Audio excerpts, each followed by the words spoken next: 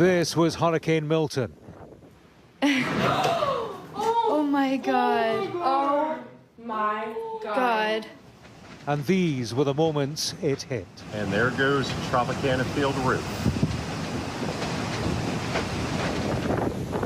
It made landfall near Siesta Key in Florida just before 9 p.m. local time.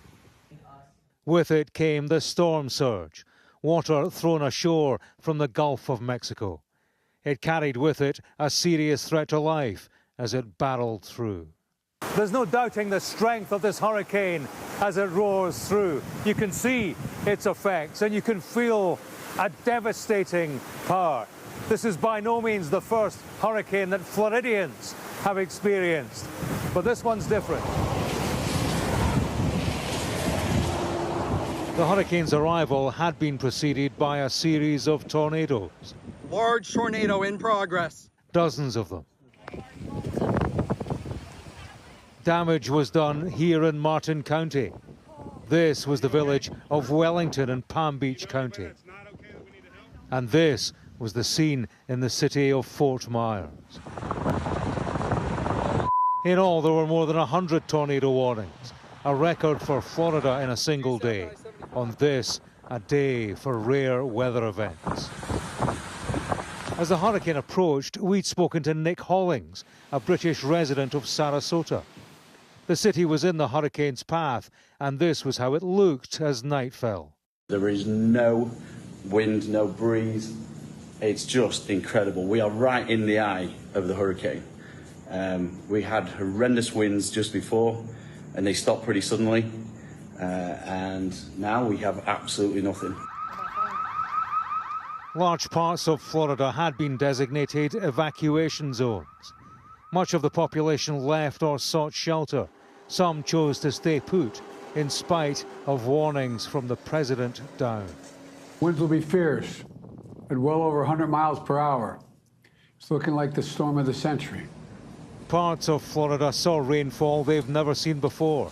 A number of cities faced flash flood emergencies. Last night was a night to record history as Hurricane Milton visited in the hours of darkness. Daylight will reveal the full extent of what it left behind.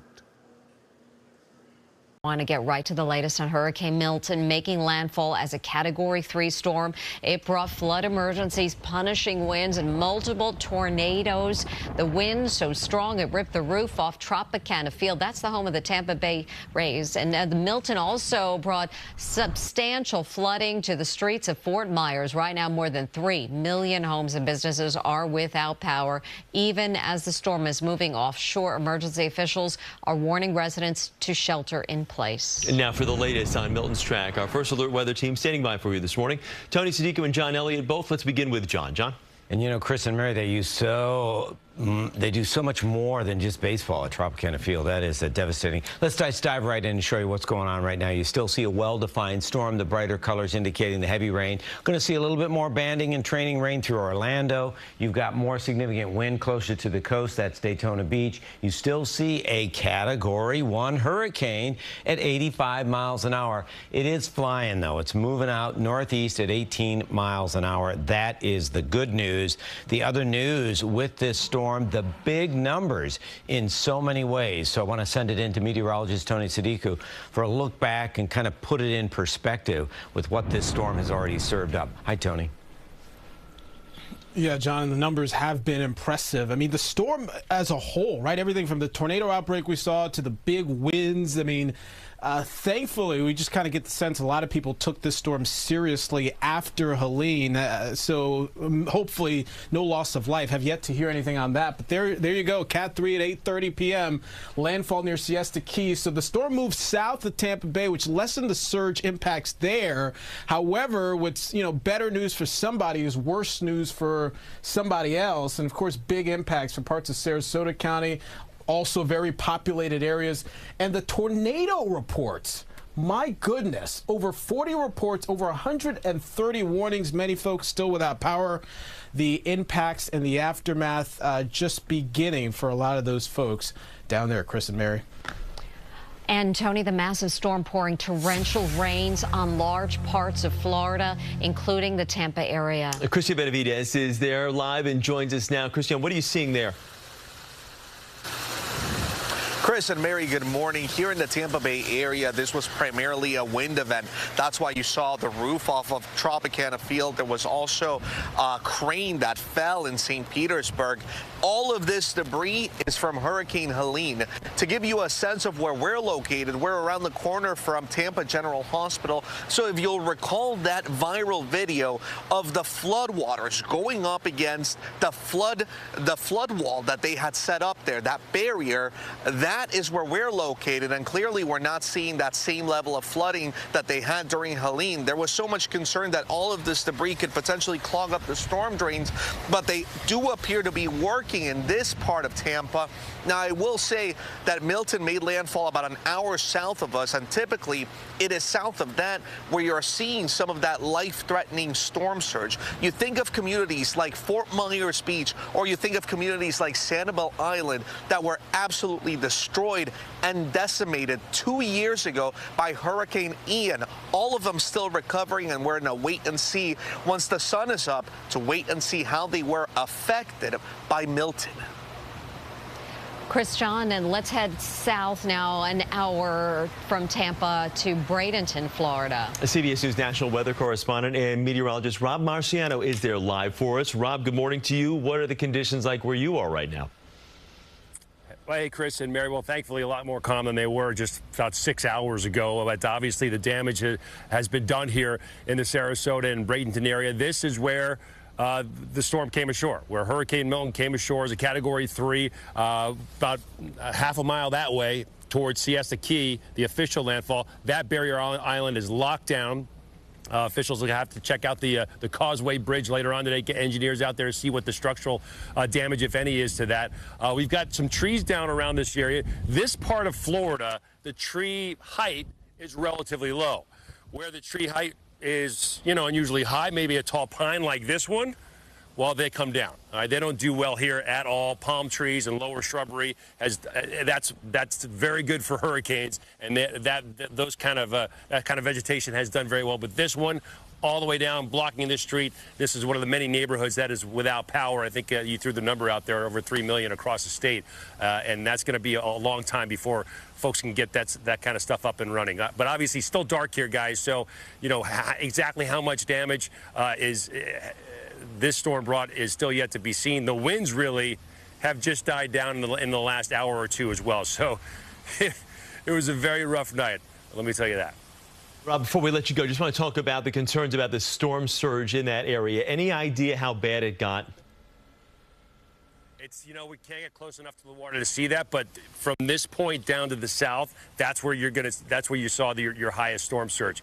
Here across down through Punta Gorda, Charlotte Bay, and up through that area, that's the area where we saw surge maybe 10 or 11 feet, and that's where you saw some of the more dramatic video. But between here and there, a little less populated towns, but there's inlets and bays there, and I suspect that we'll see damage from some of the storm surge down just south of here as well. All right, Rob Marciano live for us this morning. Rob, thank you. Good to see you. Now, we are getting a closer look this morning at the devastation caused by Milton. Derek Waller joins us live now from the newsroom with the latest video coming out of Florida right now. Derek?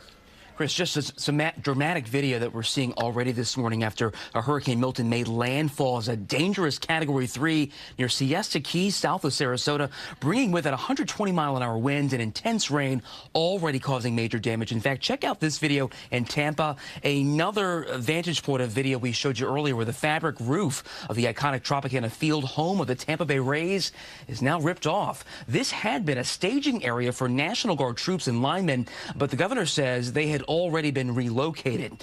Despite not making a direct hit, the Tampa area is also seeing pounding rain and intense wind. Now, further south in Sarasota, there is extreme flooding, roads looking more like rivers. This morning, we are actually hearing from an ER doctor about the conditions right now. The wind is whipping. It is super loud. The rain is super it's pounding the windows and the doors. We've had to kind of put towels up because some of the water is starting to just leak in from below. The ambulances have just stopped running. And the damage already spreading across the state to the East Coast, where in Fort Pierce, officials say multiple people were killed when tornadoes ripped through this Spanish Lakes Country Club village. Now, more widespread flooding expected, isolated tornado damaging winds. The FEMA administrator actually spent the night in Florida, though. She says she is ready to deploy resources right away. Chris? All right, Derek Waller, live in our newsroom. Derek, thanks. So be sure to stay with CBS News New York for the very latest as Hurricane Milton continues to move through the state. We'll have more live reports throughout the morning and push alerts on the free CBS News app.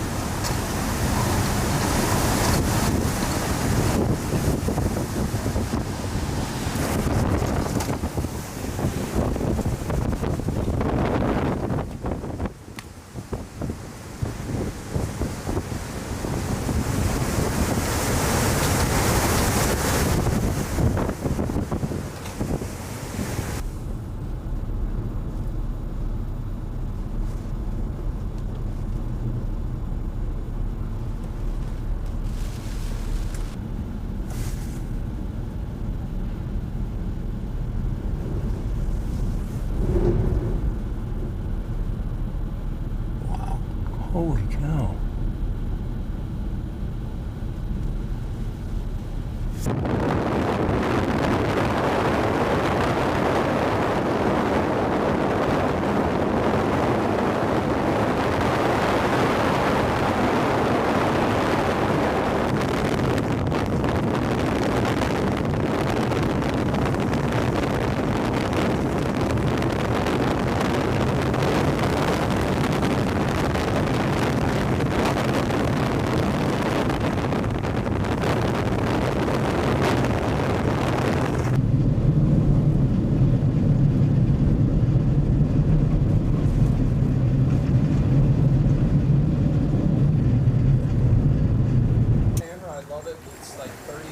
something megapixels, so I can recover my lights.